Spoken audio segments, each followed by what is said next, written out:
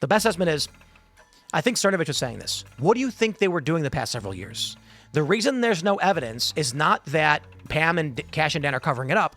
It's that the Democrats covered it up a long time ago. People who are members of the Trump administration, people you elected and put into these positions to get you the truth on this matter, are telling you that he didn't, in fact, he was not murdered.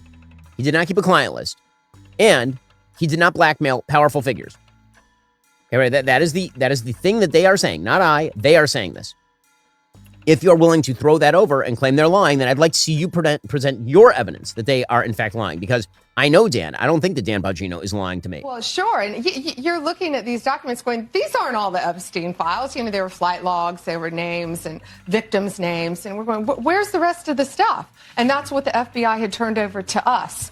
And so a source said, whoa, all this evidence is sitting in the Southern District of New York. Yeah. So based on that, I gave them the deadline, Friday at 8, a truckload of evidence arrived. It's now in the possession of the FBI.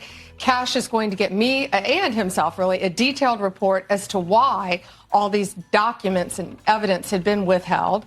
And, you know, we're going to go through it as fast as we can, but go through it very cautiously to protect all the victims of Epstein, because there are a lot of victims. Well, you had identified in phase one over 254. Mm-hmm. Okay. Now, is that the only thing that would be redacted? Will everything else be made public that you get in your possession? Yeah, the FBI hasn't had, obviously, they haven't looked at the thousands of pages of documents that they've just received Friday. Yeah. But Cash has a team going through them, and it's always about protecting the victim. But you know what?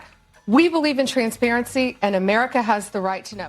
Okay, then why not show us the documents? Why not release the info on who was going to this island? It makes absolutely zero sense. It's really silly to see Tim Pool and Ben Shapiro both essentially go, well, you know, the Democrats were behind all of this, and, you know, and I agree to a degree that the Democrats probably were behind a lot of this, but the fact of the matter is Pam Bondi and Kash Patel lied. I don't understand why it's so hard for them to say that, other than they are quickly turning neocon, and it's really, really discouraging to see that.